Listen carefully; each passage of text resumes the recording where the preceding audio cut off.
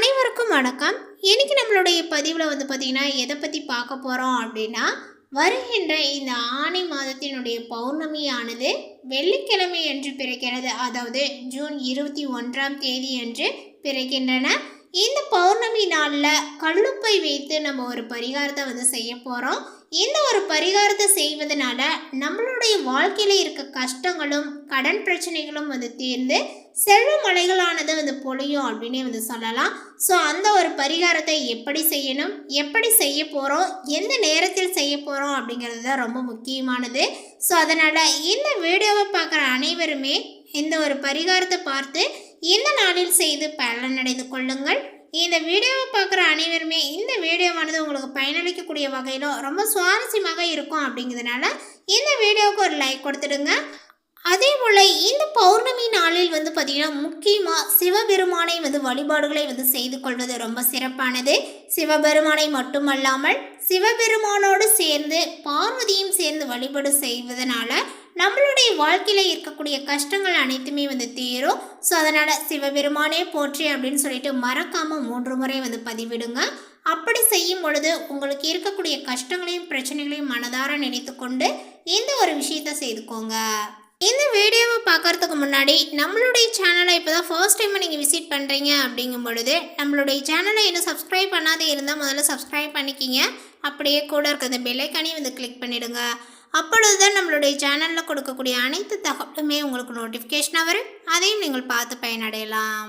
பொதுவாகவே ஒவ்வொரு மாதத்தில் வரக்கூடிய பௌர்ணமிக்குமே ஒவ்வொரு சிறப்புகள் உள்ளன. வைகாசி மாத பௌர்ணமி அன்று தான் முருகப்பெருமான் அவதரித்த வைகாசி விசாகமானது கொண்டாடப்படுகிறது. அந்த வகையில் ஆனி மாதத்தினுடைய பௌர்ணமி என்று கோயிலுக்கு சென்று புண்ணிய நதிகளில் நீராடி விரதம் இருந்து வழிபடுவது வழக்கமாக வைத்திருக்கிறார்கள். அப்படிப்பட்ட இந்த ஆனி மாத பௌர்ணமி உத்தராயண காலத்தினுடைய கடைசி பௌர்ணமியாகும். இந்த 2024 ஆனி மாத பௌர்ணமி எந்த தேதியில் வருது அப்படின்னு பார்த்தீங்கன்னா, இந்த பௌர்ணமி திதியானது நேரங்கள் மற்றும் எவ்வளவு முக்கியத்துவம் வாய்ந்தது அப்படிங்கிறதையும் இப்போ நம்ம தெரிஞ்சுக்கலாம். இந்த பௌர்ணமியானது பார்த்தீங்கன்னா ஜூன் 21ஆம் தேதி அன்று வெள்ளிக்கிழமையோடு சேர்ந்து பிறக்கின்றன. இந்த பௌர்ணமி திதியானது எப்பொழுது ஆரம்பமாகிறது அப்படின்னு பார்த்தீங்கன்னா, காலை 7:16 மணிக்கு தொடங்கி மறுநாள் காலையில், அதாவது சனிக்கிழமை பார்த்தீங்கன்னா 22/6/2024 சனிக்கிழமை என்று காலையில் 7:29 மணி வரைக்கும் பார்த்தீங்கன்னா இந்த திதியானது இருக்கிறது. ஒவ்வொரு மாத பௌர்ணமியுமே ஒவ்வொரு குறிப்பிட்ட நட்சத்திரத்தில் தோன்றுமாம்.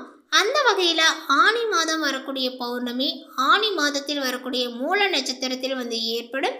எனவே இந்த பௌர்ணமி என்று சிவபெருமானை வழிபடுவதோடு மட்டுமல்லாமல் அனுமனையும் சேர்த்து வழிபடுவது ரொம்ப சிறப்பாகும்.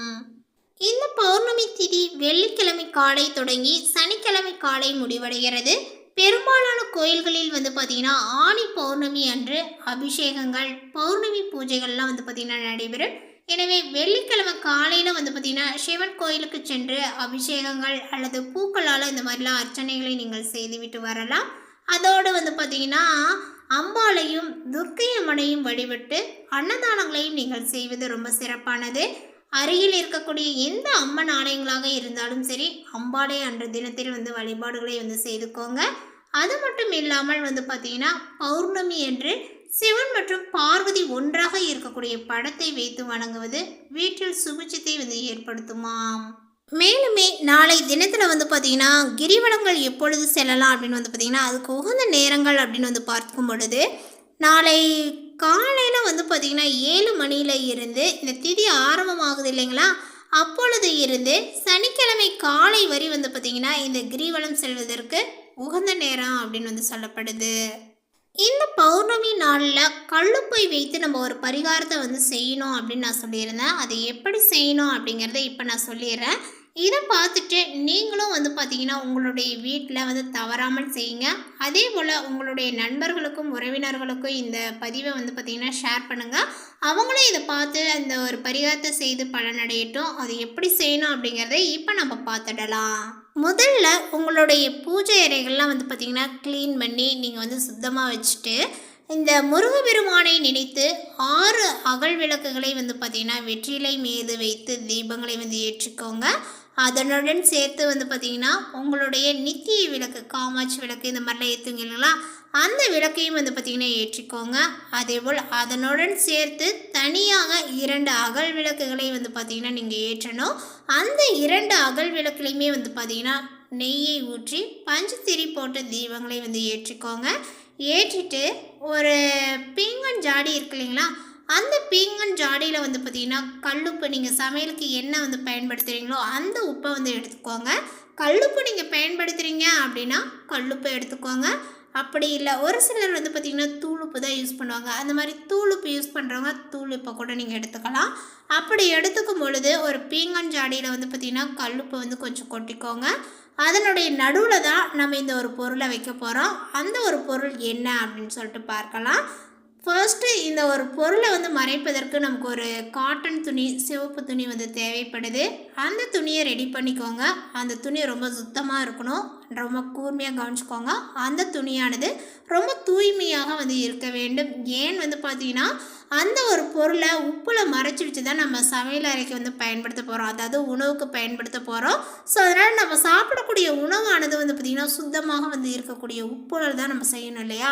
அதனால் வந்து பார்த்திங்கன்னா இந்த துணியில் இருக்கக்கூடிய ஏதாவது டஸ்ட்லாம் இருக்கு இல்லைங்களா, அதெல்லாம் வந்து நமக்கு அலர்ஜி ஏற்படுத்திடும். ஸோ அதனால் அந்த துணியானது சுத்தமாக இருப்பது நல்லது.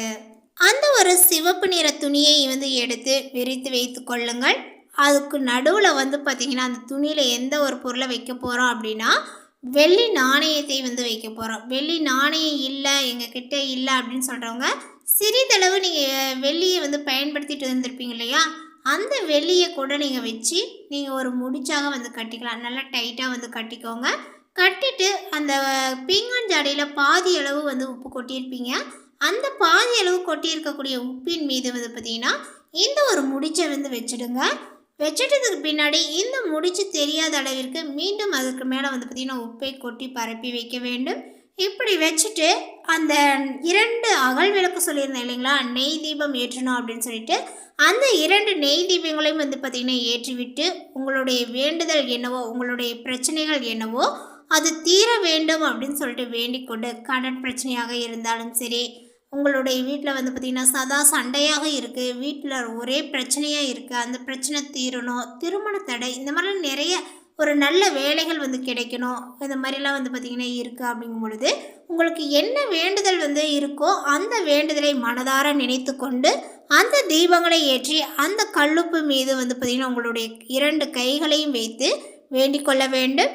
இப்படி வேண்டிட்டதுக்கு பின்னாடி நீங்கள் அந்த கல்லுப்பு ஜாடியை நிலவுக்கு முன்பாக வந்து காமிச்சு திரும்பவும் அந்த ஒரு வேண்டுதலை வந்து பார்த்திங்கன்னா ஒரு 2 நிமிடம் 3 நிமிடம் வந்து உச்சரித்து வேண்டிக் கொண்டு அந்த கல்லுப்பு ஜாடியை கொண்டு வந்து உங்களுடைய சமையல் அறையில் தென்கிழக்கு திசையில் வந்து பார்த்த மாதிரி வச்சுக்கோங்க. இப்படி வச்சுட்டு நீங்கள் சமையல் அறைக்கு வைக்கும் பொழுது அன்றாடம் நீங்கள் சமையலுக்கு பயன்படுத்தக்கூடிய உப்பை இந்த உப்பாக வந்து பயன்படுத்துங்க, மிகவும் நல்லது. இது எப்போ செய்யணும் அப்படின்னா இரவு நேரத்தில், அதாவது 6 மணிக்கு மேலே நீங்கள் இரவு 9 மணிக்குள்ளார இந்த பரிகாரத்தை வந்து செய்துக்கோங்க. அப்படி அந்த நேரத்தில் எங்களால் செய்ய முடியலன்னு சொல்கிறவங்க இரவு 11 மணிலேருந்து 12 மணிக்குள்ளார இந்த பரிகாரத்தை வந்து செய்து கொள்ளுங்கள். பௌர்ணமியில் கிரிவலம் வருவது ரொம்பவுமே வந்து பார்த்திங்கன்னா விசேஷமானது. நிலவினுடைய ஒளியானது நம் மீது பட நம்மளுடைய மனதில் இருக்கக்கூடிய சஞ்சலங்கள் யாவுமே வந்து பார்த்திங்கன்னா தீருமா. இந்த நாளில் முக்கிய முடிவுகளை எடுக்கக்கூடாது என்று கூறுவார்கள். பௌர்ணமியில் வீடு கட்டுவது, சுபகாரியங்கள் செய்வது, வீடு புதுப்பிப்பது போன்றவற்றை வந்து செய்யலாம். மேலுமே இந்த நாட்களில் மௌன விரதங்களை வந்து மேற்கொள்வது ரொம்பவுமே வந்து பார்த்திங்கன்னா நல்லது. தேவையற்ற அசுப வார்த்தைகளை பிரயோகிக்கக்கூடாது. இந்த நாளில் சுப வார்த்தைகளை மட்டுமே வந்து பயன்படுத்த வேண்டும். அதேபோல் இறைவனை நினைத்து தியானங்களை மேற்கொண்டால் நம்மளுடைய 1 வருடம் தவம் வந்து செய்வதற்கு சமமாகுமா. அதனால் இந்த பௌர்ணமி நாளில் வந்து பார்த்திங்கன்னா காலையிலேயே வீடு முழுவதும் சுத்தம் செய்து, பூஜை அறையும் சுத்தம் செய்து, உங்களுடைய வீட்டில் வந்து பார்த்திங்கன்னா தாமரைப்பூ கோலங்கள் இந்த மாதிரிலாம் வந்து செய்து வீட்டினுடைய மகாலட்சுமியை வந்து மனதார மகிழ்ச்சியுடன் வரவேற்பதற்கு உரிய எல்லா வேலைகளையும் நாளைய தினத்தில் செய்து கொள்ளலாம். இந்த வீடியோவை பார்த்த அனைவருமே நாளை தினத்தை வந்து தவற விடாமல் நாளை தினத்தில் இந்த கல்லுப்பை வைத்து இந்த ஒரு பரிகாரத்தை வந்து செய்துக்கோங்க. அது உங்களுடைய வாழ்க்கையில் ஒரு நல்ல ஒரு முன்னேற்றத்தை வந்து ஏற்படுத்தி கொடுக்கும். ஸோ அதனால் இந்த வீடியோ பார்த்து அனைவருமே வந்து செய்துக்கோங்க. இந்த தகவல் உங்களுக்கு பிடித்திருந்தால் லைக் பண்ணுங்கள், ஷேர் பண்ணுங்கள். இது போன்ற புதிய சுவாரஸ்யமான புதிய தகவலை தெரிந்து கொள்வதற்கு நம்மளுடைய சேனலை இன்னும் சப்ஸ்கிரைப் பண்ணாத இருந்தால் சப்ஸ்கிரைப் பண்ணிக்கோங்க. தேங்க்யூ.